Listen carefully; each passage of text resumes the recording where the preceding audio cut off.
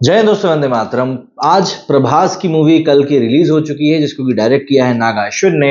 हर तरफ इस मूवी की तारीफें चल रही हैं। बॉक्स ऑफिस कलेक्शन मैंने आप लोगों को मेरे दूसरे चैनल द रिव्यू पॉइंट पर बताया ही कितना शानदार चल रहा है। लेकिन इन सब चीजों के बीच में जो बात एक बार फिर से शुरू हो चुकी है, वो शुरू हो चुकी है साउथ वर्सेस बॉलीवुड की। क्योंकि अगर हम लोग प्रभास को अगर एक कॉमन फैक्टर रखें तो प्रभास ही वो बंदा है जिसने कि बाहुबली में भी काम किया था। प्रभास ही वो बंदा है जिसने कि आदि पुरुष में भी काम किया था। प्रभास ही वो बंदा है जिसने कि राधेश्याम में भी काम किया था। और प्रभास ही वो बंदा है जिसने कि कल्कि में भी काम किया है। और अगर आप इन मूवीज में एक आइडेंटिफिकेशन के तौर पर बात करें, इनकी आइडेंटिटी के ऊपर बात करें, तो आपको क्लियर तौर पर समझ में आ जाएगा कि प्रभास साउथ के डायरेक्टर्स के साथ में ज्यादा अच्छे से काम कर पाते हैं, या यूं कहें कि साउथ के डायरेक्टर्स उनसे ज्यादा अच्छे से काम करवा पाते हैं। एग्जाम्पल के लिए हम लोग साहो की भी बात कर सकते हैं। साहो में प्रभास को काफी ज्यादा मतलब कहा गया कि यार इस बंदे ने सही तरीके से काम नहीं किया है, एक्टिंग अच्छी नहीं है, and apart from that dialogue delivery अच्छी नहीं है। बट उसके बावजूद भी वो मूवी लोगों को पसंद आई। तो ऐसे में कहीं ना कहीं एक ये बात जरूर लोगों के जहन में आ जाती है कि यार आखिर ये हमेशा जब बात साउथ की आती है तो मूवीज स्टैंड आउट क्यों कर जाती है। मतलब अगर हम लोग बॉलीवुड की दो ऐसी मूवीज की बात करें जहां पर के हमारे पुराणों का रेफरेंस लिया गया था, एक तो है आदि पुरुष और दूसरी है ब्रह्मास्त्र। आदि पुरुष तो कितनी बुरी तरह फेल हुई ये हम सबने देखा, क्योंकि उन्होंने कहानी का पूरा तिया पाचा ही एक करके रख दिया था। लेकिन अगर हम लोग ब्रह्मास्त्र की बात करें तो वहां पर ग्राफिक्स के ऊपर बहुत अच्छे से काम किया गया था। बट अगर हम लोग कैरेक्टर डेवलपमेंट और स्टोरी टेलिंग के ऊपर बात करें तो शायद वो उसमें कहीं ना कहीं बहुत बुरी तरीके से फेल हो गए थे। जबकि उसमें भी हमारे पौराणिक अस्त्रों के बारे में अच्छी खासी इंफॉर्मेशन देते हुए एक अच्छी खासी कहानी को डेवलप किया जा सकता था, लेकिन वहां पर ऐसा नहीं किया गया। एंड अगेन वहां पर क्योंकि बॉलीवुड इन्वॉल्व था, ऐसा ही हुआ। और यही कारण है कि जो ब्रह्मास्त्र के 3 पार्ट आने की बात की जा रही थी, पहले पार्ट के रिलीज होने के बाद बाकी 2 पार्ट्स के बारे में मतलब चर्चा तो खैर छोड़ दीजिए, हवा भी नहीं चल पाई। एंड जो बात मैंने आपको बताई प्रभास के प्रेजेंटेशन की, देखिए आपके पास एक एक्टर है, या मान लीजिए कि आपके पास एक आदमी है जो कि आपके साथ पैसों के लिए काम कर रहा है। भाई प्रभास तो पैसों के लिए काम कर रहा है। अब मान लीजिए कि बॉलीवुड ने उस प्रभास को 100 करोड़ रुपए दिए और बोला कि भैया हम तुमसे काम कराएंगे। प्रभास तो वही काम करके देगा जो उससे करने के लिए बोला जा रहा है। या प्रभास तो उस मूवी में है जो कि मूवी एक ओम राउत जैसा डायरेक्टर बना रहा है। अब आप हिंदुओं को कनेक्ट करने के नाम पर यदि कुछ भी बना देंगे तो उसका मतलब ये नहीं होता है कि सामने में जो व्यक्ति बैठा हुआ है वो धर्म के नाम पर आपकी कोई भी चीज को एक्सेप्ट कर लेगा। अब यहां पर शायद बॉलीवुड इसी चीज में बहुत बड़ी चूक कर गया। उन्होंने सोचा कि हाँ ठीक है, एक हवा चल रही है तो चलो ठीक है बना देते भैया, एक मूवी बन जा चल जाएगी। लोगों ने पकड़ लिया कि आप तो गेम ऑफ थ्रोन्स परोस रहे हो हमको रामायण के नाम पर। लेकिन वही चीज अगर हम लोग प्रभास के साथ में कल्कि में देखें तो वहां पर भी हमारे पौराणिक गाथाओं का इस्तेमाल किया गया है। लेकिन किस खूबसूरती से किया गया है, किस डिटेलिंग के साथ किया गया है, एंड प्रभास से कितना खूबसूरती से काम कराया गया है, ये आप सब चीजें देख सकते हैं। प्रभास के खुद के कैरेक्टर डेवलपमेंट के ऊपर कितने बढ़िया तरीके से काम किया गया है, आप इसको भी नोटिस कर सकते हैं। जबकि आप अभी कुछ मत करो, आप जाके 600 करोड़ में बनी हुई आदि पुरुष देख लो और थिएटर में जाकर आप 600 करोड़ में बनी हुई कल्कि देख लो। आप खुद बोलोगे कि हाँ भाई इन लोगों ने पैसा खर्च किया है। मैं ये नहीं बोल रहा कि कल्कि एकदम परफेक्ट है, फ्लॉज उसमें भी है। जैसे म्यूजिक मुझे कल्कि का पसंद नहीं आया, जो हिंदी गाने हैं कल्कि के वो मुझे पसंद नहीं आए। बट उसके बावजूद भी इस मूवी में वो पूरा पोटेंशियल है कि मूवी अच्छा करेगी। क्योंकि इन दो चीजों को अगर हम हटा दें तो मूवी में स्टोरी टेलिंग, कहानी, सब चीजें मौजूद हैं। तो कहीं ना कहीं बात तो यही आ जाती है कि साउथ वाले इन सारी चीजों को बहुत अच्छे से लेकर चलते हैं। अब कई लोग हैं जो यहां पर आके शायद बोल सकते हैं कि मैं साउथ वर्सेस बॉलीवुड करके डिवाइड की बात कर रहा हूं। मैं डिवाइड की बात नहीं कर रहा। अगर क्लास में ए और बी सेक्शन है और ए सेक्शन के बच्चे अच्छा परफॉर्म कर रहे हैं और बी सेक्शन के बच्चे नहीं परफॉर्म कर रहे हैं, तो ये चीज बोली जाएगी ना कि आप हैं तो एक ही क्लास के, बट आप लोग अच्छा कर रहे हैं और आप लोग बुरा कर रहे हैं। बस वही चीज हम भी यहां कर रहे हैं। बात स्टोरी टेलिंग की कर लेते हैं। स्टोरी टेलिंग का मतलब ये होता है कि अगर आपके जहन में एक कहानी है कि पॉइंट ए से पॉइंट बी तक कोई व्यक्ति पहुंचा है, तो आप उसको किस तरीके से दिखाएंगे। बॉलीवुड में जब भी इस तरीके की बात होती है तो इस तरह की मूवीज में अक्सर जो मास सेंट्रिक सिनेमा होती है उसमें अक्सर किया ही जाता है कि एक बड़े एक्टर को कास्ट कर लिया जाता है, उसके इर्द गिर्द कुछ लोगों को रख दिया जाता है, एंड उम्मीद की जाती है कि वो जो बड़ा एक्टर हमने लिया है वो बड़ा एक्टर ही पैसे कमा कर दे देगा।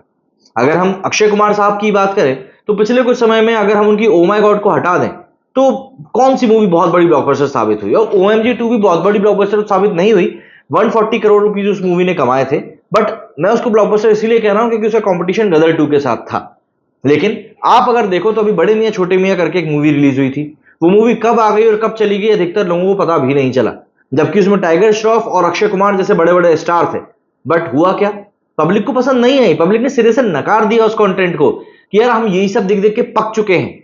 वहीं पर लोग जब कल्कि देखने के लिए जाएंगे, इवन अभी जब पुष्पा रिलीज होगी कुछ समय बाद, उसको देखने के लिए जाएंगे, पब्लिक सरप्राइज्ड है क्योंकि वो लोग ऐसा कंटेंट बॉलीवुड से एक्सपेक्ट ही नहीं कर पा रहे। एंड यही वो पॉइंट होता है जहां पर कि स्टोरी टेलिंग आ जाती है कि पॉइंट ए से पॉइंट बी तक तो बॉलीवुड भी जा रहा है और साउथ भी जा रहा है, लेकिन कौन कितनी खूबसूरती से जाकर दिखाता है ये बात मायने रखती है। लेकिन जब स्टोरी टेलिंग की हम बात करते हैं तो इसी में दो पॉइंट्स और आ जाते हैं।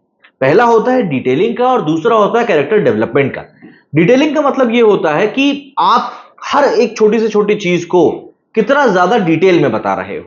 अब जैसे कि मान लीजिए जब कल्कि के एक ट्रेलर का एक सीन था जिसमें कि काशी वो लोग पहुंचते हैं तो वहां पर एक साइड में छोटा सा लिखा रहता है कि इंस्टेंट क्रिमेशन। काशी में मणिकर्णिका घाट है, उसके बारे में हर कोई जानता है, लेकिन अब जो काशी हमको कल्कि में दिखाया जा रहा है वहां पर भी दाह संस्कार होता होगा। तो वहां पर किस तरीके से हो रहा है इंस्टेंट क्रिमेशन, क्या उसकी वैल्यू रह गई, ये हमको वहां पर दिखाया गया है। ये कहलाती डिटेलिंग। इसके अलावा कल्कि में ही जैसे महाभारत के जो अंश दिखाए गए हैं, जैसे कि एक सीन है जिसमें कि अर्जुन कहते हैं कि भाई देखो कर्ण ने मेरे ऊपर इतना बड़ा अस्त्र चला, उसके बाद भी मेरा रथ जो है सिर्फ 2 ही कदम पीछे हटा। उसमें जो कृष्ण भगवान होते हैं वो बोलते हैं अर्जुन को, तुम्हारा जो रथ है वो सूर्य भगवान ने दिया हुआ है, तुम्हारे रथ के ऊपर खुद श्री हनुमान जी विराजमान है, मैं तुम्हारा सारथी हूं। मतलब इतने पावरफुल लोगों के साथ होने के बावजूद भी तुम्हारा रथ जो है वो 2 कदम पीछे चला गया। ये डिटेलिंग कहलाती है कि आप लोगों को जब रेफरेंस दे रहे हो तो आप कितना गहरा रेफरेंस दे रहे हो कि लोग उससे बिना कनेक्ट हुए रह ही नहीं पाएंगे। इसके अलावा कैरेक्टर डेवलपमेंट की जो मैंने बात करी, कैरेक्टर डेवलपमेंट का मतलब ये होता है कि मैं जिस भी कैरेक्टर की बात करूं कम से कम उस बारे में मुझे इतना पता होना चाहिए कि यार ये बंदा आया कहां से है और ये बंदे का एक एम क्या है। जब आप जल्दबाजी में मूवी बनाते हो और आप इस चीज के ऊपर ध्यान देते हो कि नहीं हमको तो बस विजुअल्स दिखाने हैं, तब आप कैरेक्टर डेवलपमेंट के ऊपर काम नहीं कर पाते। मसलन के लिए अगर हम लोग बात करें तो जैसे कि कल्कि की अगर हम बात करें तो उसमें अश्वत्थामा का जो कैरेक्टर डेवलपमेंट दिखाया गया है, मैं जानता हूं कई सारे हो सकता है ऐसे लोग होंगे जो कि अश्वत्थामा के बारे में उतना नहीं जानते होंगे, बट जितना भी अश्वत्थामा के बैकग्राउंड के बारे में बताया गया ना, उसको देखने के बाद शायद ही कोई ऐसा व्यक्ति होगा जो ये बोलेगा कि यार हम अश्वत्थामा को नहीं जानते। कैरेक्टर डेवलपमेंट बहुत ज्यादा जरूरी होता है एक मूवी से ऑडियंस को कनेक्ट करने के लिए, क्योंकि तभी वो लोग उस चीज को फील कर पाते हैं कि हाँ इस चीज का ये रेफरेंस है या ये व्यक्ति ये काम इसीलिए कर रहा है क्योंकि उसके साथ अतीत में ये चीज हुई है। एंड मोर ओवर एक चीज मैंने और देखी है, चाहे आप कांतारा जैसी मूवी की बात कर लें, चाहे आप पुष्पा जैसी मूवी की बात कर लें, ये जो मूवीज का एक जत्था बीच में निकल कर आया उसमें एक चीज दिखाई गई कि ये पब्लिक के कितने करीब मूवीज थी। स्पेशली अगर मैं कांतारा की बात करूं तो उस कांतारा नाम की मूवी में कुछ ऐसा बहुत बड़ा सरप्राइजिंग एलिमेंट नहीं था, बल्कि जो एक केस स्टडी उसके ऊपर हुई उसमें ये बात पता चली कि उस मूवी में सिर्फ और सिर्फ एक रीजन के एक छोटे से एक ट्रेडिशन के बारे में बताया गया था और पब्लिक ने उससे कनेक्ट कर लिया, क्योंकि जो ट्रेडिशन आपके यहाँ है वो कुछ बदले हुए प्रारूपों के साथ में मेरे यहाँ पर है। मोर ओवर वो चीजें सेम ही है, आपके यहाँ थोड़ा 20 होता होगा, मेरे शायद 19 होता होगा, मेरे यहाँ 20 होता होगा तो आपके यहाँ 19 होता होगा। बट अगर मैं उस मूवी से दूसरी लैंग्वेज की मूवी होने के बावजूद भी कनेक्ट कर पा रहा हूं तो उसका कारण यह है कि ये चीजें हमारी जड़ों में, हमारी रूट्स में, हमारी सभ्यता में कहीं ना कहीं बहुत डीपली रूटेड हैं और इस चीज को साउथ बखूबी समझता है एंड उस चीज को उतनी ही प्राउडली वो हमारे सामने प्रेजेंट भी करता है। हम लोग अक्सर मास सेंट्रिक सिनेमा की भी बात करते हैं कि यार मास सेंट्रिक सिनेमा बनाई। अब मास सेंट्रिक सिनेमा को लेकर हमेशा एक ही साइकोलॉजी रही है बॉलीवुड की कि आप एक बड़े एक्टर को लो, आप एक धूम धड़ाके वाली एक्शन वाली कहानी लिख दो, दोनों को मिला दो, बस कुछ भी बना के दे दो, पब्लिक तो पागल है, पब्लिक तो देख ही लेगी। लेकिन साउथ ने इस चीज को समझा, वो लोग इस चीज को एक पॉइंट ऊपर ही ले गए। आप चाहे सलार की बात कर लो, आप चाहे केजीएफ की बात कर लो, इवन अगर मैं बाहुबली की भी बात कर लूं, इवन अगर मैं आरआरआर की बात कर लूं, ये सब मास सेंट्रिक सिनेमा थी। लेकिन मेकर्स ने क्या किया, मेकर्स ने इस बात को समझा कि यार मास सेंट्रिक सिनेमा है, 100, 200, 250 करोड़ रुपए तो ये मूवी कमाई रही है, लेकिन अगर हम इस मूवी में और भी ज्यादा अच्छे से माल पानी भर दें, स्टोरी टेलिंग भर दें, हम इसमें डिटेलिंग भर दें, हम इनके कैरेक्टर्स को बढ़िया कर दें, तो कहीं ना कहीं होगा ये कि पब्लिक जब इस मूवी को देखने के लिए आएगी तो वो हुक हो जाएगी कि यार ये तो अलग ही चीज बना दी। एंड वहां पर सबसे बड़ा पैमाना जो बन जाता है वो यही बन जाता है कि भाई आप किसी भी चीज को लेकर अपना अप्रोच क्या रख रहे हो। आप मास सेंट्रिक सिनेमा तो बना रहे हो, लेकिन क्या मास उस सिनेमा को देखने के बाद में इतना एंटरटेन हो रहा है कि वो आगे जाकर 2 लोगों को भी बताए। एंड यहां पर जब मैं 2 लोगों की बात करता हूं तो ऐसा नहीं कि हर व्यक्ति थिएटर जा पाता है, कई सारे ऐसे लोग हैं जो कि थिएटर नहीं भी जा पाते। आजकल वो लोग ओटीटी भी मजे लेते हैं। अगर मैं बॉलीवुड की बात करूं तो एक मूवी है जरा हट के जरा बच के, वो 1 साल तक ओटीटी पर रिलीज नहीं हो पाई। क्यों नहीं हुई रिलीज? पैसों को लेकर थोड़ा लफड़ा चल रहा था। अब यहां पर साउथ के साथ में ऐसा नहीं है। साउथ में सिंपल सा रूल है कि 28 से 30 दिनों के बाद में वो मूवी जो है वो ओटीटी प्लेटफॉर्म्स के ऊपर रिलीज कर दी जाती है। वहां पर सिंपल सा रूल ही है। इससे होता यह है कि जो एसेंस रहता है उस मूवी का वो खत्म नहीं होता। कई बार होता है कि कोई मूवी बॉलीवुड की रिलीज होती है और ओटीटी पर आने में उसको 2 3 4 महीने लग जाते हैं, लोग भूल चुके होते हैं उस मूवी के बारे में। वहीं साउथ की मूवी की अगर मैं बात करूं तो वो मूवी हद से हद 1 सवा महीने में रिलीज हो जाती है।